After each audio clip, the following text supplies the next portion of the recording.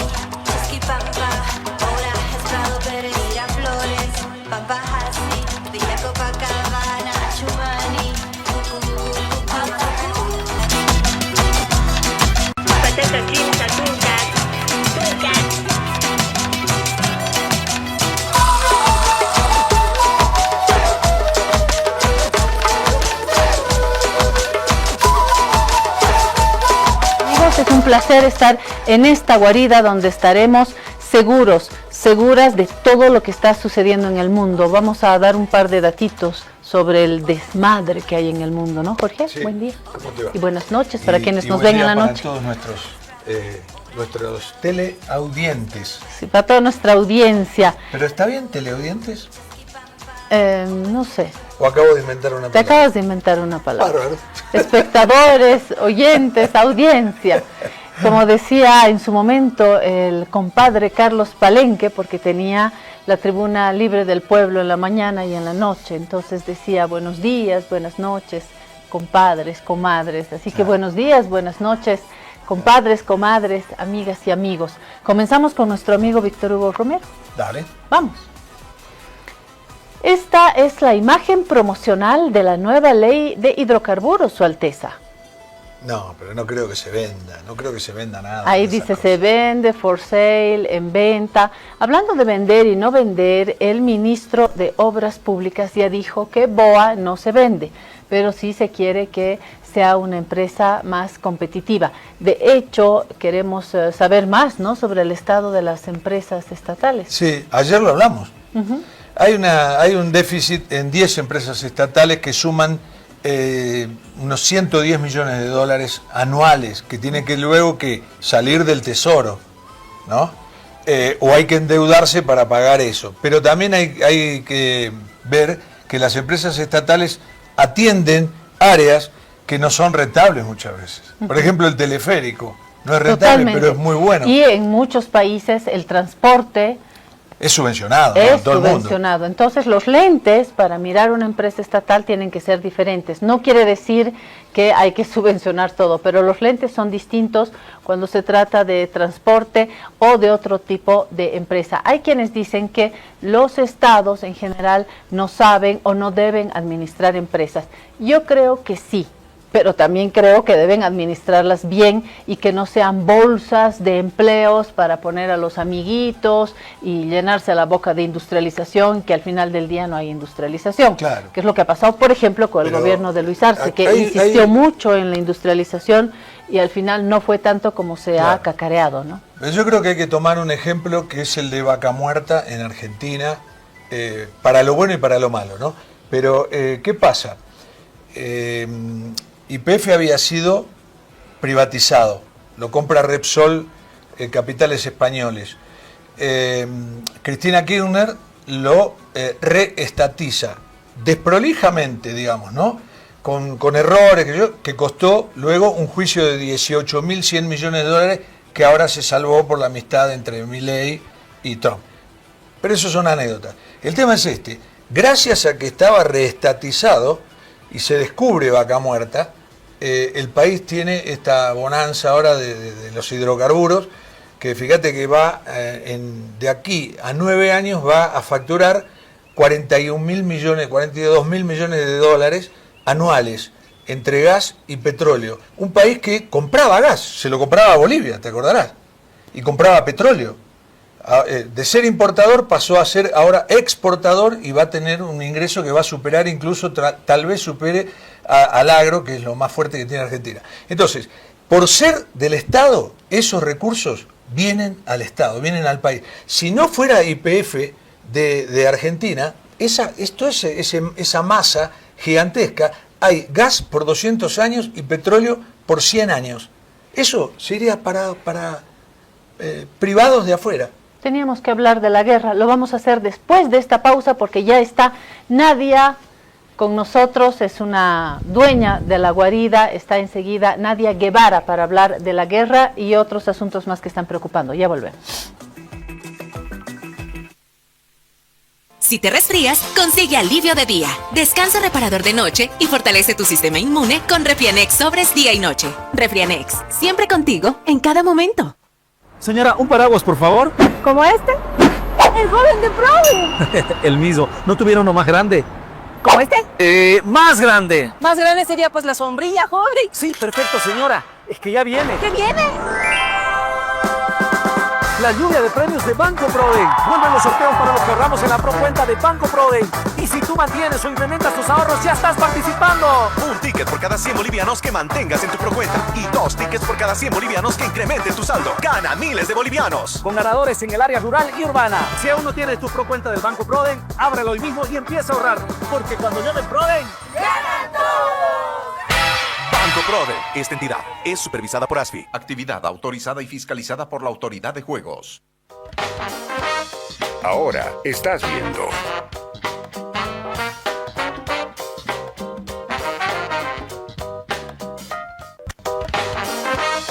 Continúas viendo.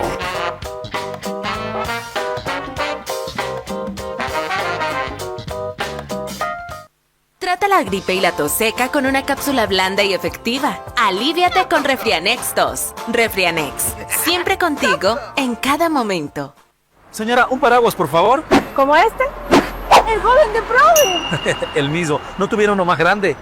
¿Como este? Más grande. Más grande sería pues la sombrilla, joven. Sí, perfecto, señora. Es que ya viene. ¿Qué viene? La lluvia de premios de Banco Proden. Vuelven los sorteos para los que ahorramos en la procuenta de Banco Proden.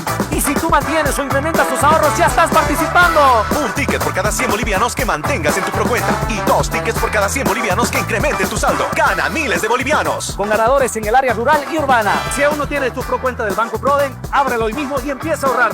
Porque cuando llamen Proden, ¡ganan todos! Banco Proden. Esta entidad es supervisada por ASFI. Actividad autorizada y fiscalizada por la Autoridad de Juegos.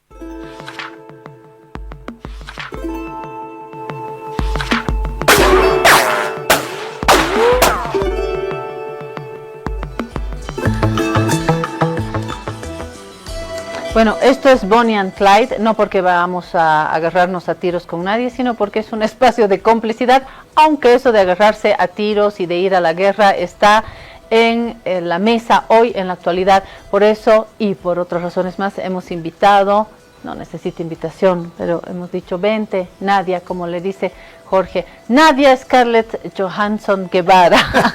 Bienvenida, Nadia, gracias por estar acá. Muchísimas gracias. Yo arranco con lo internacional porque tenemos el objetivo con Jorge y Nadia de hablar de las guerras, de la tensión, Estados Unidos, Irán, quiero hablar un poco de Cuba, volvemos al país, hablamos de las maletas, hablamos de Marcet, hablamos de los conflictos, hablamos de los gobernadores, hablamos de Lara. Usted se estará riendo de mí, me dice, ¿qué cree? Que tiene el programa de 3 horas. Vamos a intentar hacer un resumen. Arranco con este mensaje que recibí de una persona muy informada que me dice muy tempranito, esta mañana hay una buena noticia. Irán ya decidió ir a la negociación en Pakistán. Ambos quieren salir de esta situación, pero depende de Trump, de que él no encuentre otra errática razón para entender el bloqueo. Ojo, la cotización del petróleo hoy del petróleo Brent es de 90.38, había variado entre 58.50 y 119.50 dólares en el último año. Y el descenso tiene que ver, por supuesto, con estas altas y bajas en estos conflictos. Las monarquías están haciendo presión sobre Trump, pero Israel busca que Washington se embarre más en la guerra y le aporte mayor presupuesto y le entregue más municiones para atacar en el Líbano. Por otro lado, allá en Rusia, en Moscú, se alerta a Teherán que mantenga vigilancia, ya que Israel y Estados Unidos podrían aprovechar de una ventana de tiro para agredir nuevamente a Irán de manera sorpresiva, como sucedió en junio del año pasado, en febrero del presente, así que hay que estar atentos. Urgente, Irán a último momento no toma el avión a Pakistán. Esto quiere decir que los servicios de inteligencia de los guardias de la revolución están alertas por señales de peligro, posiblemente respecto a un posible ataque por parte de Israel a su avión. Y ahora esto es lo que se está debatiendo en los medios. ¿Se reúnen, no se reúnen, negocian, no negocian? Ahora sí me voy a callar para que hablen ustedes. A Nadia, que es nuestra invitada. Bueno, buenos días, muchas gracias por la invitación nuevamente. Realmente es siempre agradable acompañarlos, no tan agradable hablar de guerra, pero, sí, pero es muy necesario. Bueno, todas las noticias que has estado leyendo ahorita es parte de, vamos a ponerlo en alemán, de un Leitmotiv, ¿no? O sea, es como algo permanente que se viene dando las últimas semanas, desde este supuesto cese al fuego que en realidad nunca fue, ¿no? O sea, porque apenas dicen cese al fuego, se dan los ataques de Israel sobre la parte sur del Líbano, incluso llegando hasta Beirut, y a partir de ese momento, además los Estados Unidos rearmando un montón de cosas y moviendo tropas en la región, mandando tropas, reagrupando, digamos, el poder, y además al medio diciendo Trump, bueno, voy a bloquear a los que bloquean, o sea, voy a bloquear el paso de suministros también a Irán, ¿no? Y ahí saltan los yemeníes y dicen, bueno, ustedes bloquean Hormuz, nosotros bloqueamos Bab el-Mandeb y aquí todos perdemos. Bueno, ¿qué es lo que estaba pasando al medio? Y eso es algo que normalmente sale del radar de las noticias habituales y es justamente las subidas y bajadas del petróleo, pero ¿quiénes fueron los que fueron comprando cuando el petróleo baja? Porque es un efecto muy sencillo, ¿no? O sea, Trump dice, entonces voy a ir a negociar, vamos a bajar, vamos a llegar a un acuerdo, baja el petróleo. ¿Y quién compra? Jared Kushner.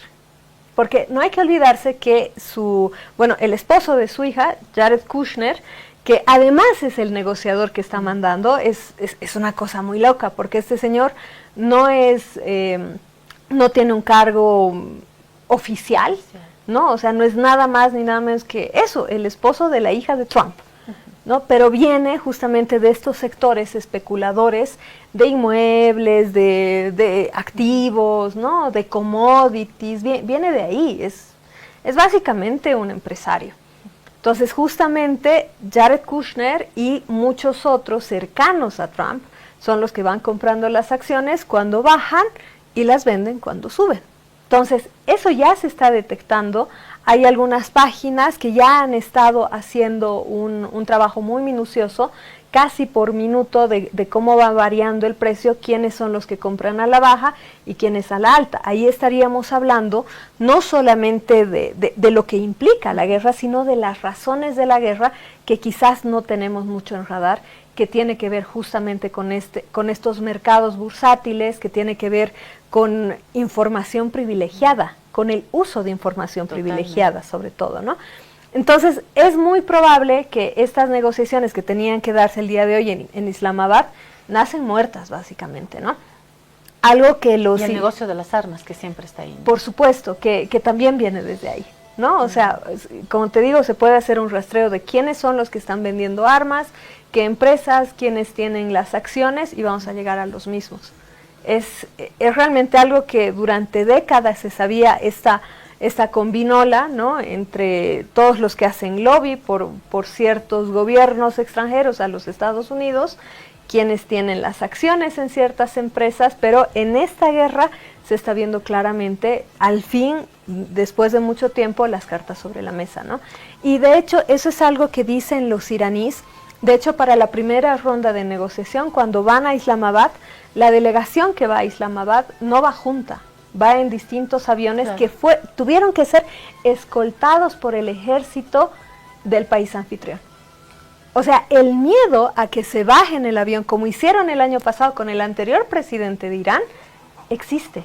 Porque no olvidemos, o sea, no es que ellos estén, no sé, paranoicos, sino que ya asesinaron al anterior presidente, perdón, y también mataron al ayatolá.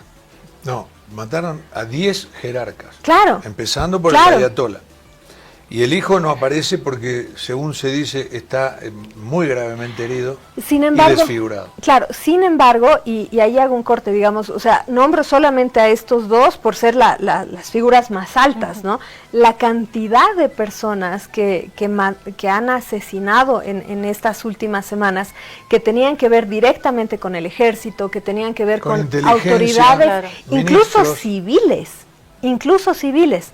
Porque también hay, o sea, del otro lado de la moneda, personas que trabajan en el área de ciencia y tecnología, catedráticos universitarios, han sido también objetivo de los Estados Unidos. O sea, no solamente, digamos, el poder estatal, sino también esas autoridades civiles que uno muchas veces no las tiene en el radar, pero también han sido objetivos. Pero, digamos, tomamos estos dos solamente como ejemplo, ¿no? Como lo más visible. Entonces, por supuesto que Irán tiene razones para desconfiar. Y además viendo a quienes están mandando en delegación, porque una cosa es que manden en delegación a alguien que viene del Parlamento, a alguien que tiene un nombramiento oficial. Están nuevamente mandando a Jared Kushner y al otro que siempre se me pasa el nombre, que es amigo de Trump directo, ¿no? Sí, entonces, lo mismo que pasó al comienzo del gobierno de Trump, que Elon Musk era prácticamente sin tener ningún tipo de cargo, era prácticamente un agente, ¿no? Exacto. Un agente negociador y demás. Y que es muy criticado en Estados Unidos eso. Pero, a ver, el tema del precio del petróleo que seguramente permitirá hacer algún tipo de negocios muy rentables. Claro. Pero yo creo que la situación es muy inestable como para decir, ahora son las 11 menos 11 minutos, compro, a las 12:30 vendo. Es un tema un poco inestable como para hacer eso, porque no se sabe cuál es el curso de la guerra, ¿no? Justamente es por eso que se habla del uso de información privilegiada en este momento. Y es interesante verlo porque en general se ven este tipo de conflictos desde el punto de vista geopolítico, desde el punto de vista de Estado, ¿no? Pero cuando uno se da cuenta y dice, estamos en un escenario en el que el Estado ya no es el único poder que juega en este tipo de conflictos. Estamos hablando de empresas transnacionales, estamos hablando de empresas que lucran realmente de este tipo de cosas. Yo creo, la guerra es un negocio. No, lógico. Yo creo, mira, hay un antecedente en esto, entonces yo creo que esto se va a terminar. De momento, el tema de Estados Unidos, Irán va a terminar, va a haber una tregua. Mañana, digamos esto, mañana miércoles a las 8 de la noche vence el tema de esta tregua de 2 semanas. El alto al fuego de 2 semanas y ahí tendrán que sentarse a negociar o tendrán que empezar otra vez a los tiros.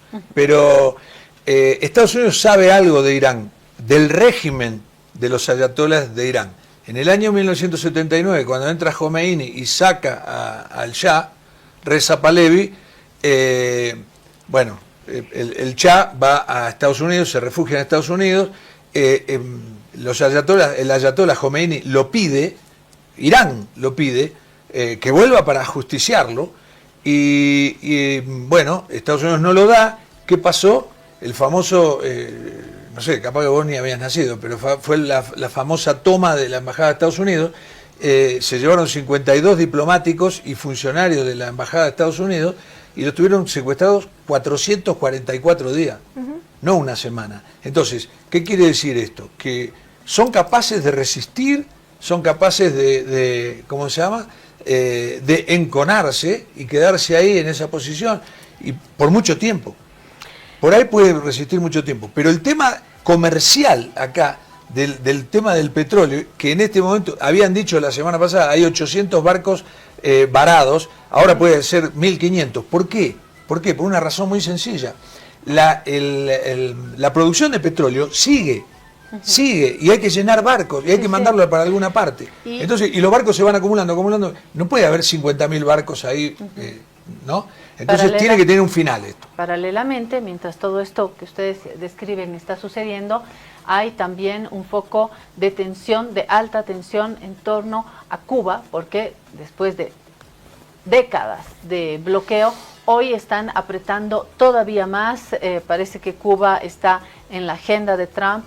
Se dice que hay negociaciones, medio está Rusia que tiene y ha tenido una simpatía profunda con Cuba. Una alianza.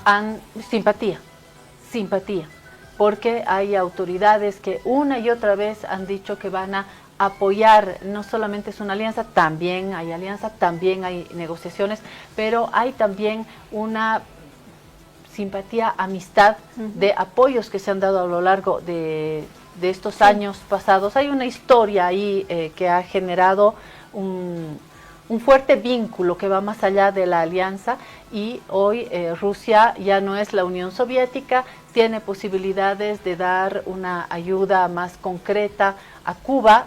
Esto no excluye las negociaciones que se están dando con propios interlocutores en Estados Unidos. Mientras tanto, en distintos lugares del mundo se ha dado un apoyo de otros países a Cuba. De hecho, tenemos un par de imágenes porque este fin de semana, mismo acá en la sede de gobierno, se han registrado grupos de personas que han ido a apoyar frente a la Embajada de Estados Unidos. Tenemos un par de imágenes que podemos compartir por ahí. Mientras, eso es en plena Avenida Arce. Mientras esto sucede, creo que hay una agenda que todavía no tiene un final claro, ¿no? ¿Qué dicen ustedes de Cuba? En realidad, uno diría que tiene que ver Cuba en medio de todo esto. Tiene muchísimo que ver. Engancha un poquito a lo que tú dices y uno así como los eslabones de esto realmente parece un guión que todavía no sabemos hacia dónde va, ¿no? De una novela muy, muy rebuscada. Evidentemente, los Estados Unidos no creo que sabía la capacidad del pueblo iraní y de Irán como país de resistir, ¿no? O sea, venían con una imagen de los Estados Unidos prácticamente como en película de DC, y resulta que no les está yendo bien, y además que están apretando a lo único que realmente podía doblegarlos, que es lo económico.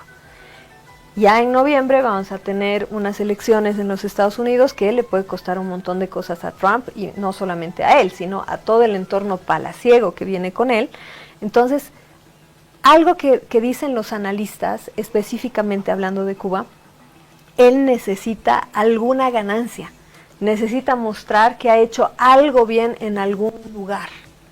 Entonces, en algún punto, como bien decías, tiene que ceder lo de Irán, por una cuestión económica. O sea, más allá de la especulación y todo eso, el costo económico, humano que le está costando este conflicto a los Estados Unidos, a Europa. Ayer estaba escuchando que, por ejemplo, las aerolíneas comerciales tienen combustible para unas cuantas semanas. Eso es verdad. Se está bajando la frecuencia de vuelos. El Canadá, que tiene un montón de vuelos diarios con los Estados Unidos, ha bajado las frecuencias de vuelos. Ahorita, si se busca un vuelo, están o muy caros o directamente se han quitado un montón de frecuencias. Entonces, en esa cosa que puede sonar tan personal, o sea, yo quiero viajar a tal lado. Justo que en 51 días empieza el Mundial. Exactamente. Que va a haber millones de vuelos, claro, porque todo el mundo va, ¿no?, a Estados Unidos. La cosa es no solamente si Irán irá al Mundial, sino si la gente puede ir por esto que mencionas. Y de hecho, hablando un poquito también de fútbol, porque el fútbol es, yo digo, es como un tablero en chiquito de todo lo que pasa afuera. Todos, o sea, según lo que sé, tú me vas a decir si miento o no, pero según los datos que yo tengo, los partidos en México sobrevendidos, no entra ni una aguja, no entra ni el gato invitado, y los partidos en los Estados Unidos, muchos de ellos tienen un montón de localidades todavía vacías. Y lo mismo está ocurriendo con los hoteles, que pensaban que iban a tener un repunte económico turístico. No tienen reservas. Y no tienen reservas, y falta muy poco tiempo. Sí, es verdad, pero básicamente por los precios. Claro. Que son estratosféricos. Yo le contaba ayer a Claudia que ya sé, pasó muchos años, ¿no? Del año 66 a hoy, justo 60 años, pero una entrada en el Mundial de Inglaterra valía 1 libra. Sí. Y ahora la entrada de precio oficial, que nunca se cumple porque después se revende. En Estados Unidos hay moving ticket. ¿Qué es moving ticket? Ticket movible, que se puede poner al precio que uno quiera de acuerdo a la importancia del partido o al interés que ha despertado. Oferta y demanda. Es la oferta y la demanda. La oferta y la demanda. Entonces, ese precio oficial para la final es de $7.000. Antes valía 1 libra, ahora $7.000. Exacto. Pero esos $7.000 se pueden transformar en 50.000. Y vos me dirás, ¿pero qué va a ir a pagar una entrada de 50.000? Hay tanta gente con plata. Sí, hay sí. gente que puede decir, vamos con mis 3 hijos, mi esposa, invito a unos amigos y compra 20 entradas de $50.000. Se gasta $1 millón para ir a ver la final. Ni hablemos si llega a Estados Unidos a la final. Sí, Cosa sí, que sí. tampoco es descartable. Para terminar con el fútbol, ¿va a ir Irán? ¿Confirmado? ¿Tú crees que va a Irán, Jorge? Sí, ¿Con yo creo que va. este nivel de tensión? Claro, y ellos habían pedido sí, va a ir. jugar sus partidos en México, que también... No, pero no se puede hacer porque eso está todo ya, todo está como ya programado, con tanta antelación que eso no se puede hacer. Ellos tienen que jugar 2 partidos en Los Ángeles y un partido en Seattle. Y no hay posibilidad. Igual, si hay un país de los 48 que van a tomar parte del Mundial, que va a estar muy seguro, es Irán. Sí va. Claro. A ver, que le toquen un pelo a un jugador iraní va en detrimento El mundo saltaría. de la imagen de Estados Unidos. Y el mundo claramente. saltaría. Y el mundo saltaría. Lógico. Y el mundo saltaría, ¿verdad? Pero qué casualidad que se dan estas cosas, ¿no? Justo llega esto en el momento que llegó al Mundial, que Irán está clasificado, que nunca clasifica, que tiene que ir a Estados Unidos. Eso va a ser más visto que la final, o tan visto como la final. Yo no me pierdo esa No, jornada. no. Les invito a volver en un vuelo con poca gasolina a Bolivia. Nuevos gobernadores, acabamos ya de completar el tablero, ya tenemos a todos los gobernadores. Luis Revilla sin ir a la segunda vuelta, con ese candidato que quedó colgado después de que la sigla lo abandonó, y un par de elecciones en la segunda vuelta que estuvieron de infarto. Tenemos una lista que le podemos pedir a Inés Sí, de los nuevos gobernadores que ganaron en segunda vuelta, ¿no? Sí, es decir, más Revilla, que no ganó en segunda vuelta, pero ganó. Sí, A ver. está ahí. Parece más prefecto que gobernador, ¿no? Pero está bien, está ahí. Hasta que tengamos la lista. Pero yo creo que de los 5 que fueron ganadores en segunda vuelta, lo más significativo es el triunfo de J.P. Velasco. Primero porque ganó con mucha autoridad, 57 y pico a 43 o a 42 y pico, holgado. Y segundo porque es una fuerza importante de la cual empieza a participar ahora como oposición Tuto Quiroga. Y tercero, es una gobernación también que tiene su fortaleza sobre todo económica, ¿no? Y Santa Cruz es un lugar nuevamente importante de la oposición. Entonces está Tuto Quiroga vía Juan Pablo Velasco para hacer esa oposición. Ahí lo tenemos. Ahí está la ahí lista. tenemos el... Vámonos. Santa Cruz, Juan Pablo Velasco de Libre. Jesús Egues de Patria Unidos en Beni, Chuquisaca Luis Edson Aillón, Gente Nueva, Oruro Edgar Sánchez de Hacha, Tarija María René Soruco CDC. Acá yo simplemente les digo que en efecto Juan Pablo Velasco es el poder en Santa Cruz, es el poder tutista también, y lo marco así en personal, desde ahí va a hacer política. Beni, el único lugar, una de las pocas plazas donde gana la fuerza oficialista del Ejecutivo. Luis Edson Aillón, Gente Nueva, no tengo mucho que decir acá. En Oruro, Edgar Sánchez, que tiene cordón umbilical masista de Hacha, está en Oruro con un apoyo creo que relevante. Y la sorpresa en Tarija, porque María René Soruco entró en reemplazo del candidato que había sido a última hora inhabilitado, es la última en entrar, feliz de la vida, que muestra que en Tarija no es que le vayan a levantar un monumento al presidente tarijeño Rodrigo Paz. Parece que en las gobernaciones no es que haya ganado mucho. Eso digo yo así, desde la calle. ¿Qué dicen ustedes? ¿Qué dices, Nadia? Es interesantísimo ver, o sea, lo que ha pasado el el domingo, creo que es la verdadera encuesta de popularidad del presidente. Porque unas semanas antes decían, ¿no?, que tenía el 60% de aprobación y todo eso, pero de nada sirve el tener una aprobación, digamos, de sí me cae bien, cuando realmente no existe un aparato político, partidario, real en las regiones. O sea, el apoyo que uno le pueda tener a él es lo que nos ha dicho las elecciones del domingo, es que no se traduce necesariamente a un apoyo a los candidatos elegidos por él. Si no, pregúntenle a Evo Morales cuando se articuló la media luna vía gobernaciones y Jorge no estaba en Bolivia, pero Evo Morales no podía ni aterrizar en Santa Cruz porque había una oposición regional, así que ojo con eso. Exactamente.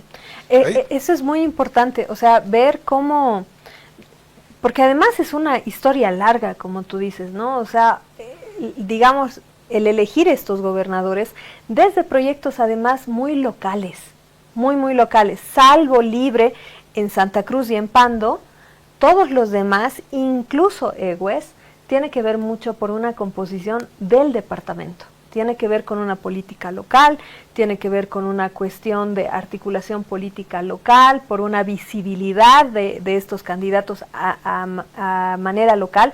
Voy a empezar, de hecho, con Tarija. Me encanta María René Soruco, mujer, sí, joven, constitucionalista, experta en descentralización.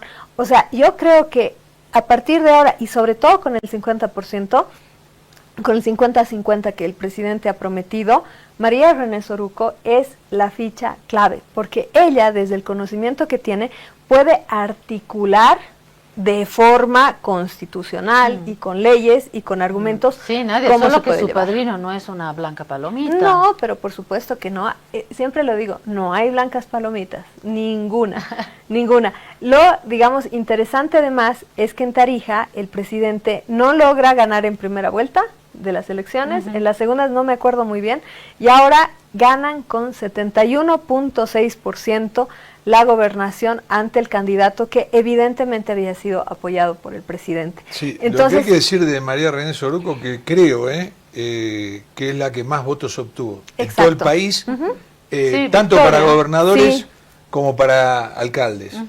Porque también está Mamén, ¿cómo es que se llama? Mamén Saavedra, que también llegó al 71, creo, pero por algún milímetro, una rayita, le ganó María René Soruco. Eso es muy interesante. Estaba tratando de encontrar, digamos, un poquito acerca de ella. Algunos dicen que ha sido, digamos, que se ha pronunciado a favor de la conservación de Tariquía, por ejemplo, que va a ser un tema, o sea, en Tarija el tema de medio ambiente va a ser vital. Sí. Porque Tarija es uno de los departamentos que más ha sufrido precisamente por cambio climático, desertificación y todas estas cosas, entonces va a ser interesante. Pero haciendo una abstracción, porque no podemos irnos candidato por candidato y por gobernación, concuerdo que también es muy interesante ver cómo se ha logrado articular a Libre como un partido del Oriente. Eso creo que le da, digamos, un boleto a las próximas elecciones a Libre y por supuesto a Tuto Quiroga, que seguramente lo va a volver a intentar. Y JP Velasco, que ha tenido un desarrollo visible en su actuar político, ¿no? En su quehacer político. Siempre digo, se ha hecho changuear con Lara en un debate, pero hoy está eso es bien interesante. Con una soltura. Ahí yo te voy ganando 1-0 a vos. ¿Por qué? Porque a mí, yo dije el primer día, ridiculizaron un poco a JP Velasco. Yo dije, no es tan malo el discurso que tiene, no es tan malo. Me parece que puede andar este chico. Y va a andar. Y creo que el tercer punto que iba a decir es que surge una figura nueva con un futuro presidencialista. Aunque, ojo, lo mismo que con Tarija.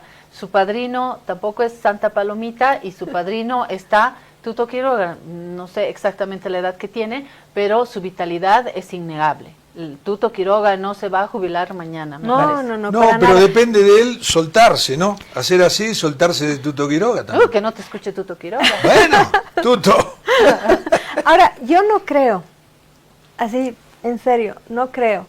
¿Por qué? algo que ha demostrado la política boliviana a lo largo de los últimos, diría yo, 30 años, y que esto no tiene que ver con partidos ni nada, es que las opciones y los proyectos nacidos en Santa Cruz tienen mucho que ver con Santa Cruz misma. Y que tienen mucho apoyo Son muy en Santa locales. Cruz, exacto, y no logran... Tienen la camiseta puesta siempre, ¿no? Tal cual, o sea, no logran subir, digamos, les da sorochi. Véase Camacho. Y bueno, ¿qué pasó Camacho? A eso iba Mira, a ir. dijimos lo mismo, es tan cruceñista que el resto del país ya no lo, Claro. o sea, lo va marginando de sus ¿cómo se llama? De sus gustos personales. Y eso es Tan, que parece campana cruceña. Tal cual. Y es interesante, ¿no? O sea, cierro la idea, digamos, con JP, yo creo que se ha mostrado además con un hombre más grande. Ya no como el changuito que está hablando de startups, no, sino como un hombre de familia.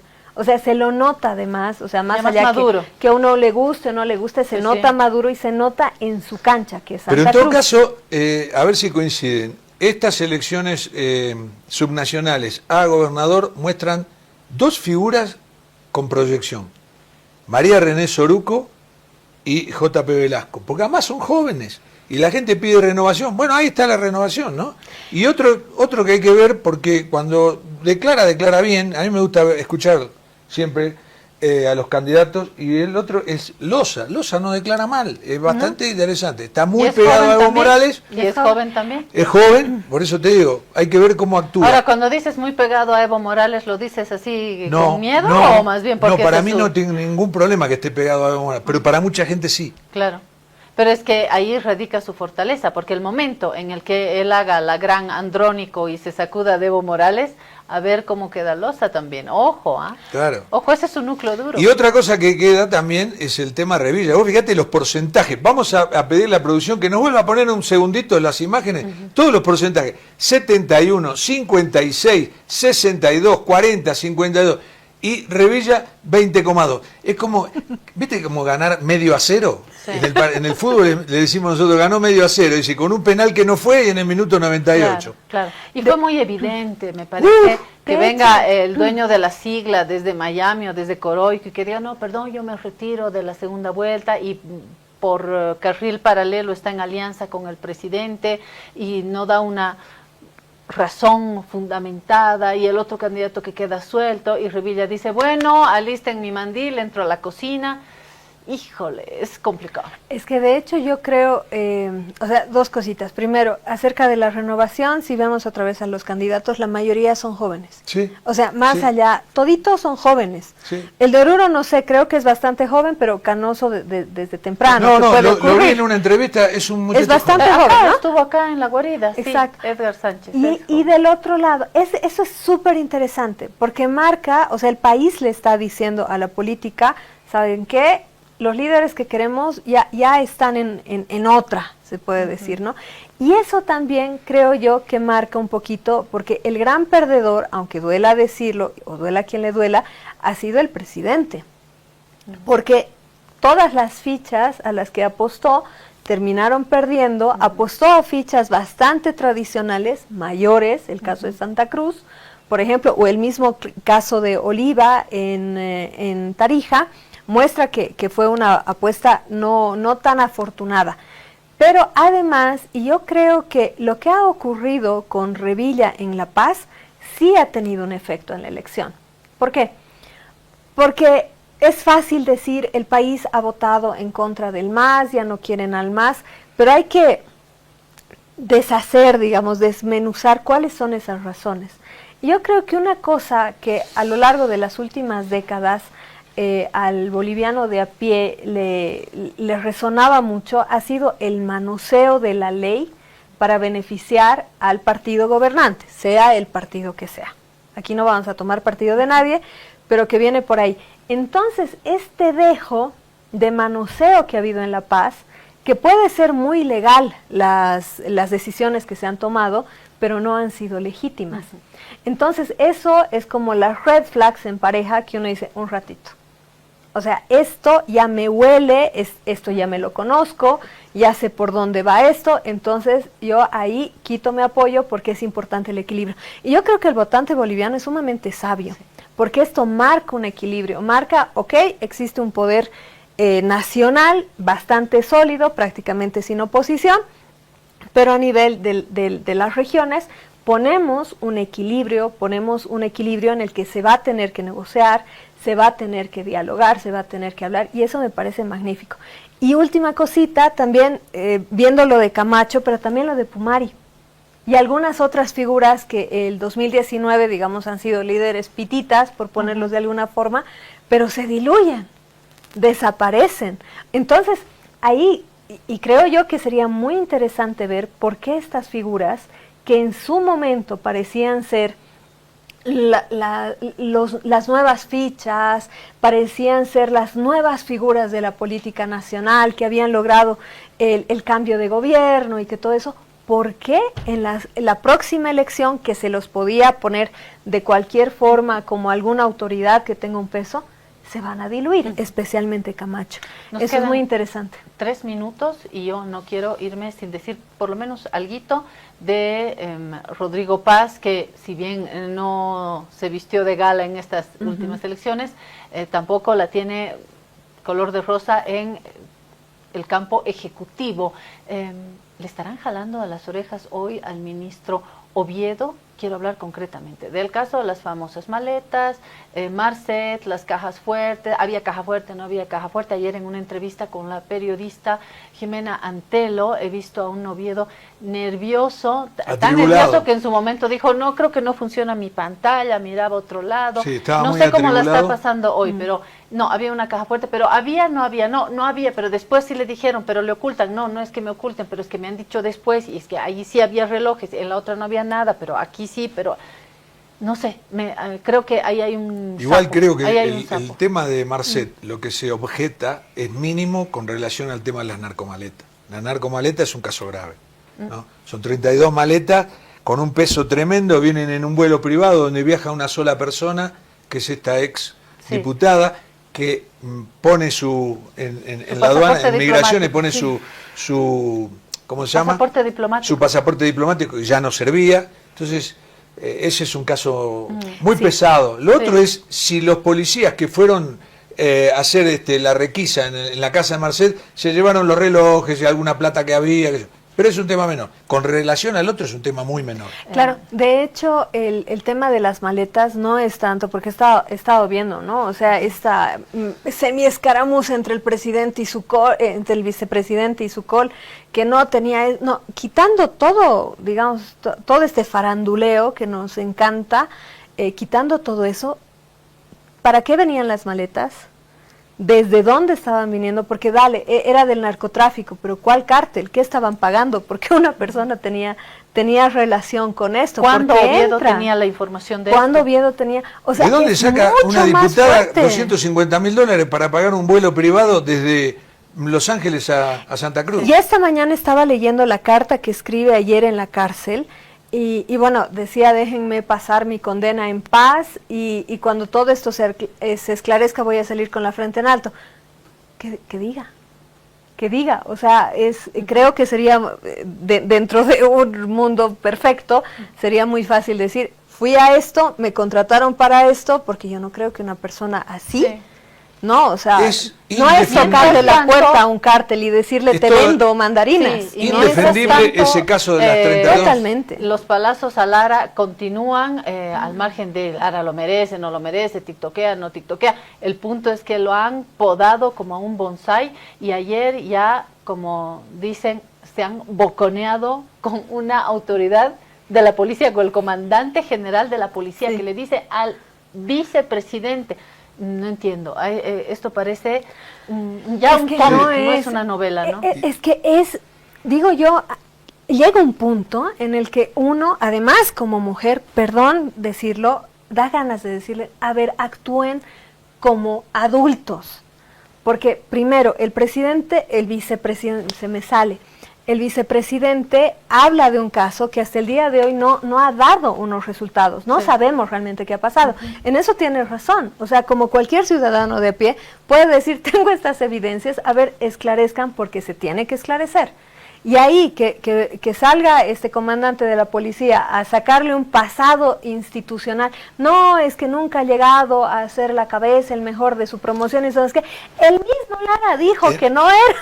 No, en este caso el foco no es Lara, el foco son las 32 narcomaletas o maletas, y qué tuvo que ver el Estado ahí, el gobierno ahí. Exacto, y no da ninguna respuesta. Y lo último, porque nos tenemos que ir o nos matan, lo que digo es esto, el caso se complicó ahora para las personas involucradas, ¿por qué? Porque está metida la Asamblea.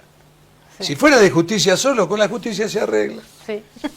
No hay problema con la justicia. El tema es que ahora se metió la Asamblea. Bueno, ahora sí, pero volveremos, Nadia, volveremos porque acabamos de abrir una de las maletas. Mañana ya les vamos a contar que hay más cajas fuertes, otras maletas, esto está, pero realmente interesante, y a seguir, a ver qué rato nos enteramos de la verdad en este caso, y es una olla de papa caliente que tiene el presidente Rodrigo Paz y su gente de confianza. Vamos a una pausa y enseguida hablamos de una oportunidad imperdible. Si usted quiere que su hija o su hijo tenga la posibilidad de estudiar en una gran potencia latinoamericana como es Brasil, se queda conmigo y yo le cuento enseguida.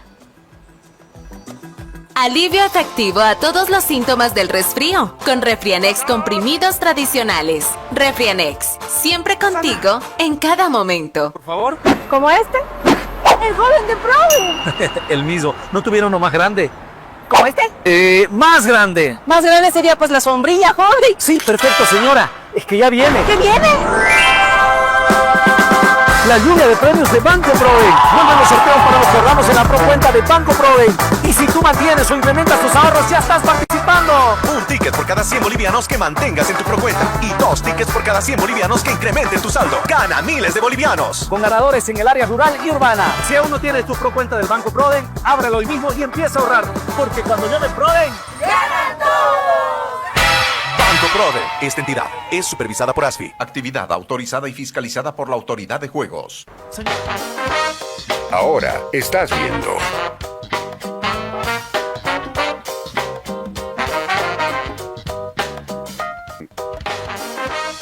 Continúas viendo.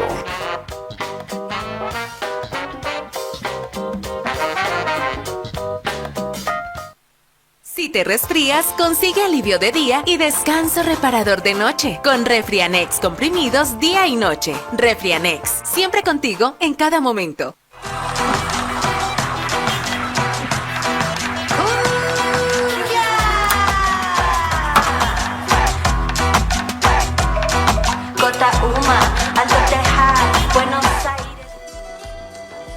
Bueno, quiero decirles que me olvidé recordarles que se viene el sorteo de Proden, porque hablando de Estados Unidos, Irán, Cuba, Moscú, estamos por todo lado, terminamos en el país y se me fue decirles que tenemos que estar atentísimas y atentos para este sorteo de Proden. Y ya llega y usted va a poder ganarse 50.000 bolivianos. Hay 20 premios de 50.000 bolivianos, así que hay que tener el paraguas bien abierto y Jorge sabe cuántos días, cuántas horas, ¿no, Jorge? Sí, faltan 15 días. Estamos haciendo la cuenta regresiva de 2 eventos. Uno, el Mundial de Estados Unidos, faltan 51 días. Y el otro, que es mucho más importante, es el sorteo de Proden, que faltan 15 días. 20 premios de 50.000 bolivianos. 20 premios de 50.000 bolivianos, es 1 millón de bolivianos, es un premio verdaderamente espectacular. No hay que llenar cupones, nada, no hay que llenar, cantar, no hay que nada, comprar un billete. Nada. Entonces, esto es automático con una pro cuenta. El que tiene una cuenta de ahorro en Proden, con 100 bolivianos ya participa automáticamente del sorteo. Mucha gente está en sus quehaceres diarios y la llaman por teléfono y le dicen, has ganado 50.000 bolivianos. Qué buena noticia, ¿no? O sea, o abre su cuenta. Y hay un depósito ahí. Y hay un depósito de 50.000. ¿Qué es esto? ¿Se equivocaron? No, es un ganador. Ojalá me pase esto. Ojalá, voy a cruzar los dedos. y decirle a Andrei que nos visita, que tiene que tener una cuenta Prodem. Bienvenido. Hoy no hablamos de plata. Me parece muy bien, me parece muy bien. Me gustaría mucho me despertar por la mañana, mirar la cuenta y ahí y que esté exacto. Fantástica oportunidad, sí. Una cuenta en Prodem. Hay otra gran inversión que no tiene que ver con la plata, es la educación, y por eso Andrés está con nosotros. Muy bien. La mejor inversión. Ripple. ¿Qué origen es ese apellido? Es checo. Checo. Es checo, sí, ese es parte del grupo que se fue a Brasil al fines del siglo XIX, porque en Brasil, como tú ves, esa cuestión, después de la independencia, se cambió en un imperio, teníamos un emperador, y el primer emperador, que era portugués, tenía bodas con una princesa, Pedro el primero, porque hubo el Pedro el segundo, el Pedro el primero, su esposa era una Habsburgo. Entonces eso también fue parte de un movimiento que se utilizó para atraer la gente de Europa.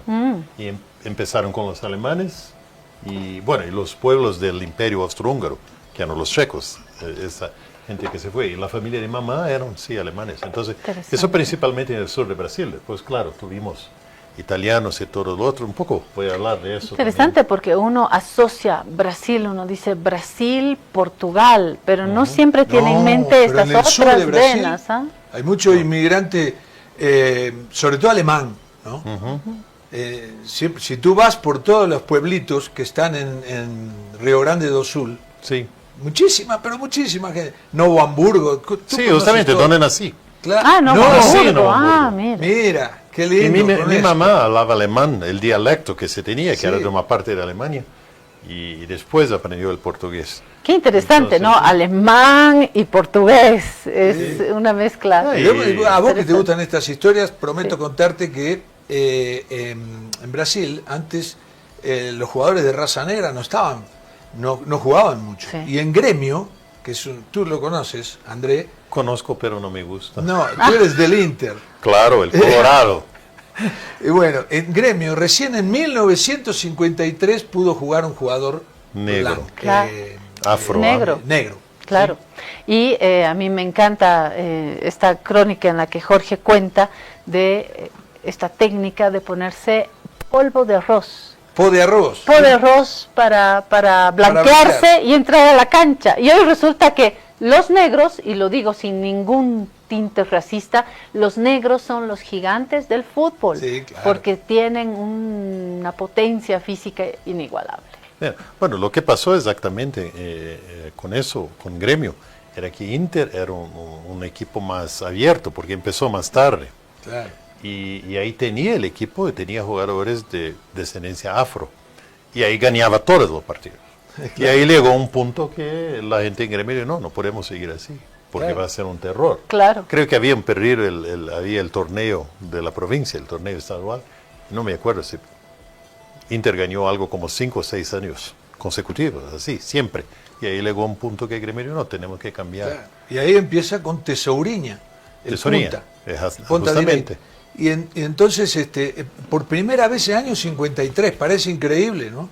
Porque es muy acá. Pero bueno, así fue. Quiero aprovechar para decir que la gente dice que hay una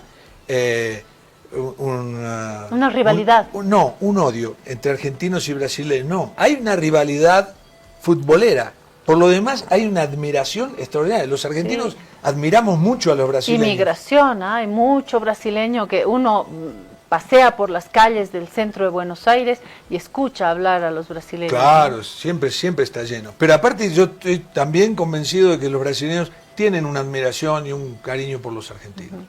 Así lo creo. Y también uruguayos y así. Por Bolivia también, porque cuando se va a Santa Cruz y se encuentran los estudiantes que están allá. Muchos, en medicina, hay muchos estudiantes. Y eso podemos hablar un poco. Brasileños en Santa Cruz.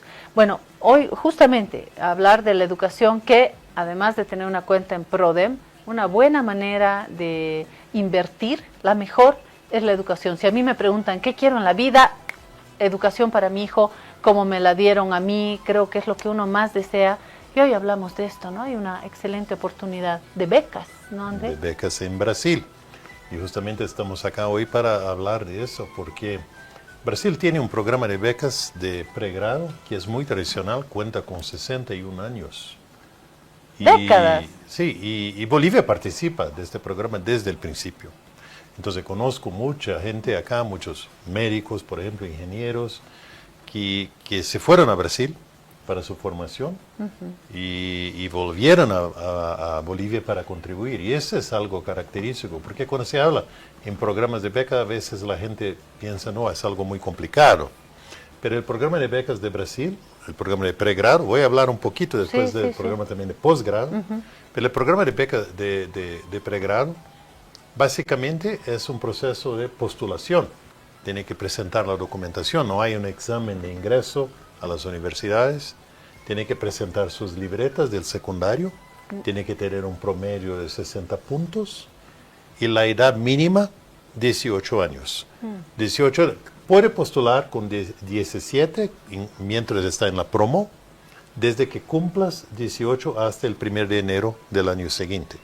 Entonces los estudiantes que hoy están en la promo ya pueden postular porque van a tener las libretas de los 5 años anteriores. Excelente. Y el certificado de notas que tienen parcial ahora del primer trimestre, bimestre, postulan, tienen que tener un promedio de 60 puntos y eso es todo. André, ¿hay un cupo limitado en estas becas? Hay un cupo, bien, un poco del programa, entonces tal vez para aclarar eso. Son 75 países que participan, básicamente países de Latinoamérica, de África y unos países de Asia. Y es un programa que ofrece hoy algo como 1.800 cupos para esos países. Es muchísimo. 1.800 cupos en más de 300 carreras. Y solamente participan las mejores universidades. Eso es muy importante para nosotros. Son las universidades públicas y unas pocas privadas que también reciben apoyo del gobierno. Entonces, los cupos son gratuitos. No hay costo para estudiar en Brasil. Entonces, las federales en Brasil normalmente son las mejores universidades. Y las que participan del programa son las mejores entre las mejores. Entonces, los estudiantes que participan del programa están seguros que van a estudiar en una buena universidad. Y hay 300 carreras. Entonces, hay todo. Hay medicina, ingeniería. Y no es complicada la postulación. Yo tengo acá, el año pasado tuvimos acá los candidatos que se inscribieron en La Paz. Un estudiante se va a Brasil para estudiar lengua y literatura francesa. Qué lindo. Ciencias biológicas, biología, moda, química tecnológica, ingeniería ambiental, ingeniería electrónica, matemática y física y ciencia de datos, que es la informática. Mira. Entonces, hay todo tipo de carrera. En Santa Cruz yo vi que había estudiantes, por ejemplo, que lograron tener una beca de medicina o odontología. Entonces, hay todas las posibilidades. Lo importante es justamente postular. Eso, que no es muy complicado. ¿Y la lengua? ¿Se necesita algún certificado La de lengua, sí, no, porque desde el año pasado hubo un cambio, una innovación. Si el estudiante cuenta con el portugués, puede contar con un certificado de nuestra escuela de idiomas, que es el Guimarães Rosa, nivel intermedio, o el examen CELPE-BRAS, que es el examen de proficiencia de Brasil. Se cuenta con eso, postula directamente a la beca para la carrera. Entonces, postula la beca este año, lo obtiene, ingresa en la universidad el febrero-marzo 2027. Si no cuenta con el portugués, va a recibir una beca de portugués.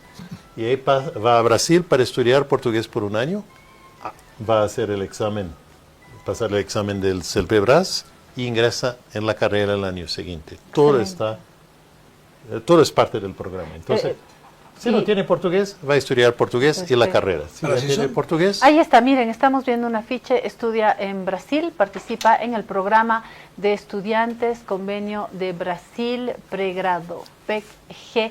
Y además de esto, yo tengo un TikTok en nuestra maleta, no es una de las 36 maletas, es otra maleta, la de los estudios. Y aquí yo tengo un TikTok que voy a compartir con ustedes. ¿Lo tenemos listo? Sí, ya lo...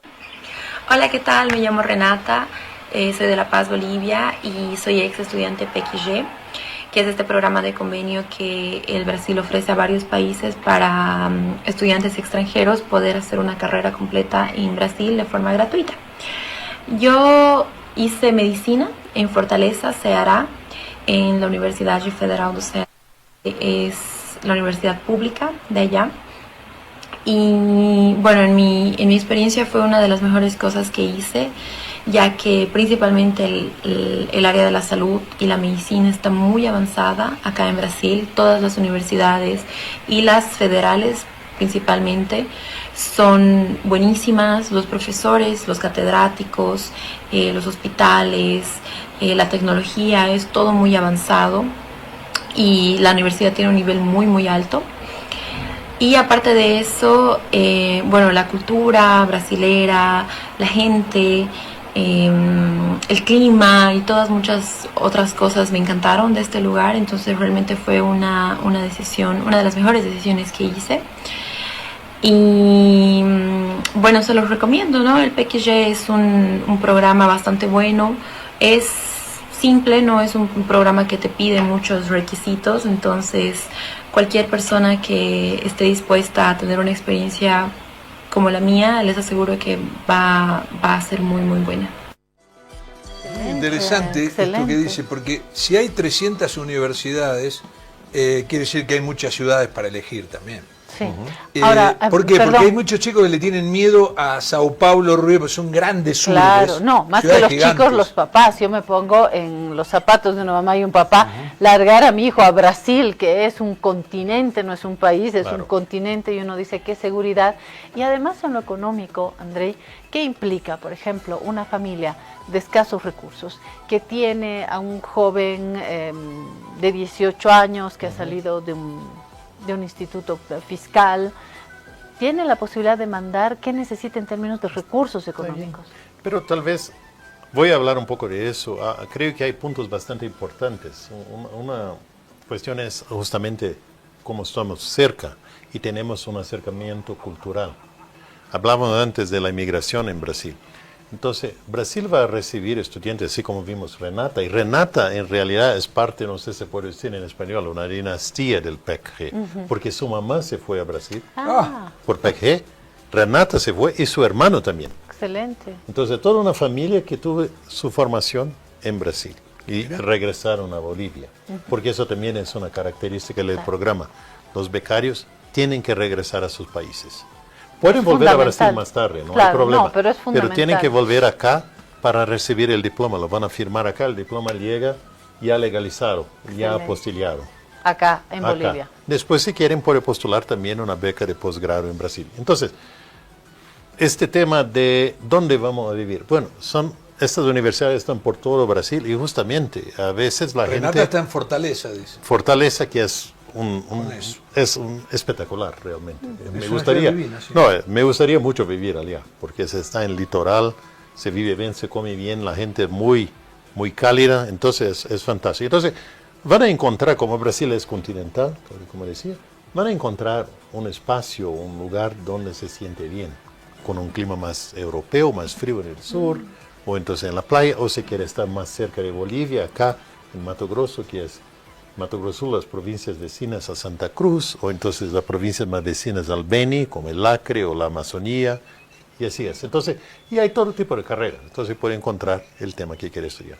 Y Brasil es una nación de inmigrantes. Tenemos la más grande comunidad libanesa y siria fuera de sus países, japonesa fuera de Japón, toda inmigración alemana, toda inmigración italiana, y así es, ucraniana.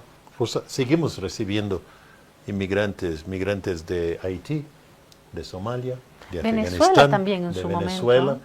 Y los brasileños, así como los bolivianos, son muy abiertos. Entonces te van a recibir con una sonrisa. Y eso es muy importante, creo, para los papás, porque bueno, mi hijo, mi hija se van allá, ¿cómo van a llegar? Todas las universidades en el programa tienen una persona de contacto que es responsable por recibir los estudiantes, para apoyarles a buscar una vivienda, a adaptarse con las reglas, con el funcionamiento de la universidad. Entonces no van a llegarlas solitos, van también a estar con otros estudiantes del programa. Hay un acompañamiento, eso es hay fundamental. Un acompañamiento permanente. Hay muchos en su misma condición. Sí, porque son 1.800 becas. Claro.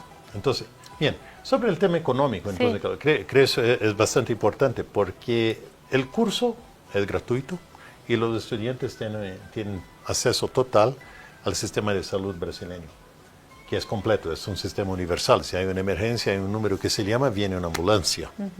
Por ejemplo, si hay una emergencia o si necesita algo, una cirugía, ojalá no, pero hay están un cubiertos. sistema. Perfecto. Claro, si quieren pueden tener un seguro privado, pero no es un requisito. Lo que necesitan en términos, en recursos, es el equivalente a $300 mensuales. Entonces, porque eso se sabe, es lo que se necesita para vivir en Brasil, incluso en São Paulo, que es más caro. Además del transporte desde Bolivia. No, eso sí, se tiene que pagar. El vuelo se va... El vuelo y el alojamiento, entonces. Sí, básicamente eso, la comida. La mayor parte de las universidades tienen, por ejemplo, un comedor. Hay universidades que ofrecen alojamiento, claro, no podemos decir no, todas las universidades ofrecen, no. Hay universidades que ofrecen, entonces se puede postular. Pero normalmente lo que los estudiantes hacen es compartir un departamento, alquilar un cuartito con una residencia de una señora. Hay muchas cerca de la universidad, eso es bastante tradicional. Pero entonces lo que necesitan en recursos es que la familia, o pueden tener un patrocinador, puede ser un tío, puede ser una empresa, que ahí dice, no, nosotros tenemos el compromiso, le vamos a enviar el equivalente a $300 o menos, porque se puede hacer una combinación. El tío dice que puede enviar 50, la mamá más 50 y así llegamos a los 300.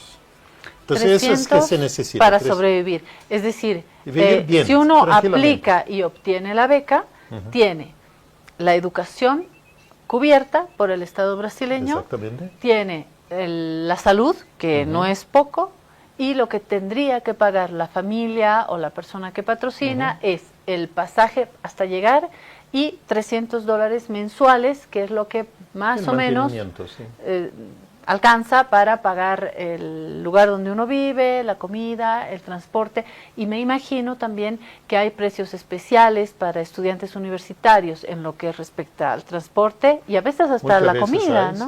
Sí, bueno, el comedor de la universidad es subsidiado, entonces y se come muy bien en la universidad, debe ser, porque y de pronto es siempre se paga algo mínimo, ¿no? No, Claro. no sé, hoy no sé cuánto está, pero debe ser algo como 6 bolivianos, 7 bolivianos para algo completo, así, Claro. con carne, arroz, frijoles, ensalada, un jugo, algo así. Entonces, es bastante accesible, porque cuando se piensa, por ejemplo, a veces en becas para otros países, en Europa, Estados Unidos, claro, muy bueno, pero es bastante caro. Claro. No es accesible para Es verdad. la población que no tiene realmente condiciones, pero es realmente, y para nosotros de la embajada eso es importante. Es una oportunidad que nosotros podemos compartir. Nada me alegra más porque visito muchas escuelas también. Entonces cuando puedo ver así que hay papás que tienen ese deseo de invertir en la educación, como decía Claudia, porque eso cambia una vida. Yo tuve la oportunidad de estudiar en el extranjero y eso cambió mi vida. ¿Dónde Entonces, estudiaste? en Estados Unidos, en el secundario, pero cambió toda mi vida. Claro. Seguro. Sí, cambió, única. cambió. Cuando Sí. volví, hablaba inglés y todo. Totalmente. Y en aquel periodo no había mucha gente. Uno gana en primer lugar la educación, uno gana la lengua, si se habla otra lengua, uno gana la experiencia de conocer otro país y sobre todo la oportunidad de conocerse a uno mismo. Sí. Conocerse a uno mismo, Sí. lejos de la familia, en condiciones distintas, y uno aprende a desarrollar su fuerza, ¿no? Uno Sí, vuelve mucho claro. más fuerte, ¿no? Vuelve una persona totalmente distinta. Así es. Y algo también importante, tal vez, estamos hablando mucho de los chicos y las chicas, así, 18 años, pero en Brasil no hay límite de edad máximo. Entonces, hay gente que postula como una segunda carrera, no hay una limitación. Puede postular con una segunda carrera, un adulto mayor puede postular, Qué no hay bueno. restricción. Entonces, Excelente. las becas son disponibles para todos. El requisito es el promedio del secundario, 60 puntos, y el mínimo de 18 que se cumple hasta el 1 de enero. Y para las becas de posgrado, Está bien. Para becas de posgrado tenemos programas de maestría y doctorado. Y básicamente también es un proceso bastante sencillo porque no necesitan exámenes de ingreso o algo así. Y muchas veces no necesitan el portugués. Cuando se tiene la lista de cupos, las universidades indican que se aceptan el español. Entonces, la mayoría de las becas en posgrado aceptan el español. Unas pocas requieren el inglés. Entonces son becas de maestría, 2 años, o doctorado, 4 años. Y el estudiante recibe un estipendio para mantenerse en Brasil. Eso es ainda más fácil, porque ahí no necesita apoyo financiero de nadie. Entonces, para la maestría hoy, creo que el monto es algo entre $400, $450 mensuales por 2 años, que es la maestría. Y el doctorado es algo como $700. Y eso es bastante para vivir en Brasil. Y también van a tener la formación, la maestría y doctorado en las mejores universidades, no tienen costo, y regresan a Bolivia con su diploma. Y entonces, lo que necesitan básicamente es un proyecto de investigación, porque es maestría y doctorado. Tienen que preparar la tesis. Entonces, lo que hacen es, tenemos el programa, también es una convocatoria anual. Este año todavía no la tenemos. Creo que por junio vamos a tener la información. Entonces, solamente seguir nuestra página en Facebook o Instagram. Siempre divulgamos todas las oportunidades allá. Y ahí van a tener la lista de cupos y pueden contactar a la universidad y digo, no, yo soy André, yo soy Jorge, me gustaría estudiar el periodismo deportivo. Entonces, tengo un proyecto así, hablarla, no sé, algo. Puede ser. Y ahí busco una universidad que ofrece la carrera y les consulta. Le envío un correo, no, tengo un proyecto así de investigación. ¿Qué piensan? ¿Les gustaría? ¿Puedo presentar mi postulación? Y ahí te van a confirmar. Es eso. Es un excelente. Maravilloso. Es el una año excelente pasado tuvimos, me parece, más o menos 12 becarios de maestría y doctorado acá, de Bolivia. Bastante. Sí, bastante, sí. Sí. Y porque si en todo el mundo hay 1.800. No, eso fuera para la maestría y doctorado, que son 600 cupos. Menos. Entonces 12 es realmente bastante. Es importante respecto del conjunto. ¿Sí? Siento que es la mejor cooperación, la mejor relación entre dos países que, lo hemos dicho muchísimo, en Brasil, en Bolivia, no deja de ser paradójico que estando al lado, compartiendo una frontera que es más extensa que la que separa a México y Estados Unidos. Es la frontera más extensa en las Américas. Sí. Tenemos una frontera enorme. Casi. Y no deja de ser paradójico que no estamos del todo conectados, que nos faltan relaciones en la política, en la economía, y me parece que el puente de la educación es una puerta, pero privilegiada para retomar nuestras relaciones, porque una persona que ha estudiado en un país adquiere como una segunda nacionalidad, aunque no tenga papeles, porque es un defensor. Te acordarás tú de tu tiempo en Estados Unidos. Yo me acuerdo de mi tiempo, una parte en Francia, una parte en Bélgica. Adquieres un sentimiento de pertenencia, de agradecimiento, de relación con el país, que es fundamental en nuestras relaciones. Y es un ciudadano del mundo, una ciudadana del mundo, además, realmente, porque ella aprende cómo adaptarse entonces a diferentes situaciones. Eso también es. Bueno, entonces, algo que me alegra muchísimo de este programa, y justamente cuando veo la historia de Renata y toda la familia, entonces, la mamá que trabaja en la embajada. El hermano. El hermano. La mamá trabaja en la embajada. La mamá, sí, Giovanna. Y que estudió en Brasil, y ahí después incentivó a sus hijos, su hijo y su hija, a estudiar en Brasil. El hermano, me parece, de Renata estudió, ¿cómo se dice en español? Educación física. Educación física. Educación física. Entonces, hay todo tipo de carreras. Pero regresan a Bolivia, eso me encanta, porque eso es una característica del programa. Cuando terminan la carrera, tienen que volver a su país. Eso es fundamental. Y ahí reciben el diploma acá. Y ahí pasan un tiempo acá. Sí. Se reconectan con su país, pero con ese conocimiento, con esa experiencia que traen de Brasil. Y claro, después pueden volver a Brasil, no hay una restricción. Pero no perder el lazo con el país. Me parece y eso creo que es algo único, algo realmente que me encanta. Entonces cuando encuentro a la gente acá, no, estudié en Brasil, y me cuentan las historias, y digo, y sigo con contactos, y me voy a Brasil para conferencias, o después volví a Brasil para mi maestría. Entonces, y estoy acá, y hay mucha gente acá que están hoy en posiciones así, que se ve destacados, profesionales muy destacados, que tuvieran su formación en Brasil. Entonces eso me alegra muchísimo. A mí lo que me alegra es que tenga la amplitud de tener varias disciplinas. Antes se entendía, antes, la cooperación como la construcción del dique, el puente, no sé qué, para la comunidad X, y hoy pensar en que la formación de jóvenes, la formación universitaria, pregrado, posgrado, es fundamental en el marco siempre de esta reconexión con el país. Me parece, además, que trae consigo un puente cultural, porque el que va a estudiar se trae no solamente su diploma, su formación, su experiencia, se trae la música, se trae la literatura, la caipiriña y abrirse a las distintas la forma de ser de los brasileños. No, nosotros cuando vamos, que somos eléctricos, sí. Tú eres eléctrico. No, los argentinos. Locos, eléctricos, gritones, y vamos a Brasil y la gente es relajada. Tranquila. Tranquila. Sí, es hermoso verlo y nosotros nos quedamos así, ¿no? Fascinados con eso.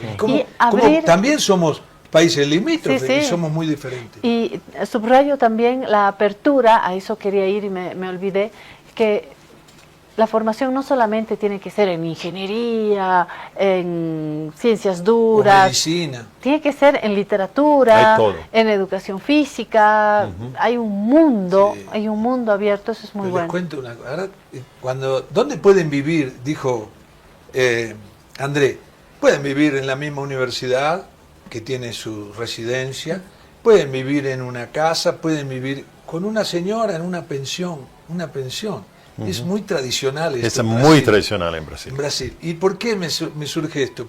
Justamente porque es muy tradicional y que cuando la mamá y el papá, Don Diño y Doña Celeste, llevaron a Pelé con 15 años al Santos, Doña Celeste dijo, ¿pero y dónde va a vivir? No, él va a vivir con Dona Georgina. La pensión de Doña Georgina. Conoce todas las historias. Que es famosa. Y él vivió junto con Coutinho, de dos chicos, Pelé y Coutinho, era como decir Messi y Maradona además, juntos. ¿Cuál era el pago a Pelé? Era un techo. $12, casa y comida. La casa y comida es lo de Doña Georgina. Ni siquiera 300, entonces, $12. Y ya había jugado en el Santos, y ya jugaba en primera y ya está. Entonces, Pelé, cuando le hacían los reportajes, las notas, decía, ¿dónde comió mejor en su vida? En lo de Doña Georgina, que era como una segunda madre. Claro. Que los cuidaba y los tapaba a la noche y les daba la mejor comida del mundo. Y estaban a 3 cuadras del estadio de Vila Belmiro, ¿no? Pero eso del cuidado también, creo que eso es bastante importante. El cuidado, y eso es algo muy latino, tal vez, pero Brasil tiene eso sí muy intenso.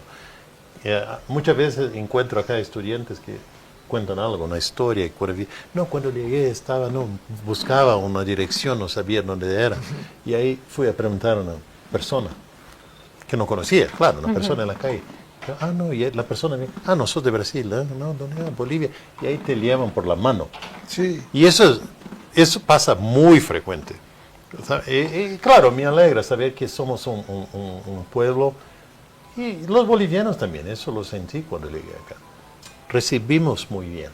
Qué bueno. El extranjero no es algo malo, algo que se tiene que rechazar.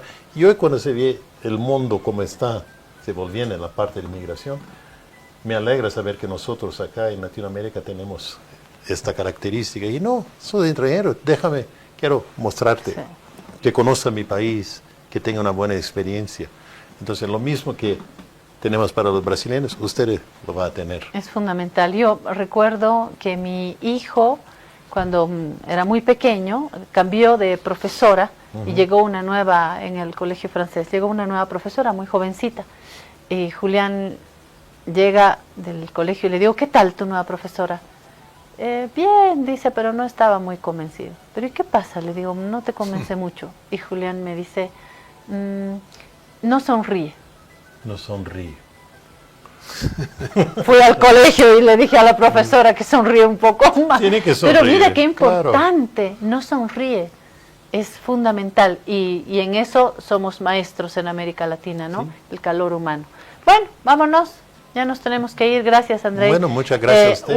Una última recomendación, el dato, una última, tal vez, dirección, ¿Dónde concluir? teléfono, Sí. ¿Dónde? Bueno, deben buscar nuestra página web en Facebook, Embajada de Brasil La Paz, o el Instagram, y allá van a tener toda la información del programa. Sí. Y tenemos el QR allá. Perfecto, ¿sí? ahí Con está. el QR van a tener toda la información.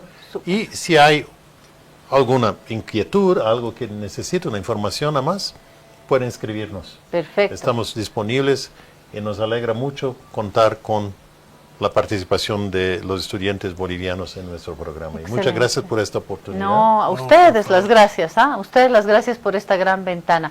Andrei, que volverá otro día, hablaremos Sí, más de por favor. fútbol Más. y de otros temas. Nos vamos, gracias, volvemos mañana.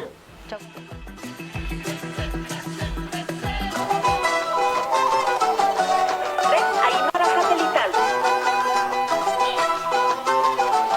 Primer plato, Radio Cutipa.